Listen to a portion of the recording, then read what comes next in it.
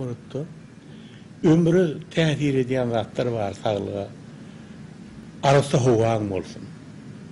Yoksa sen hapa huvanı demalsak ömrün ıyskalar.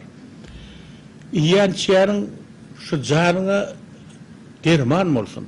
Sen tapan tufanın iyi mi? Şonda sen canın olur. Sen kahar gazaptan daşırakta durur. Kahar gazap seni şunu bedenini sökür, kan damarlarını tiraylap, basışın köpeldir, beynine tesir eder, kellağır durar. İzinem aylayın mı? Çok aylayın. Bir o teleğin olsun.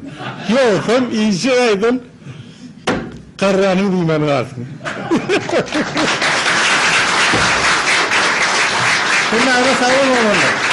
Onunla sonra da var senin böyle karışıklık bunları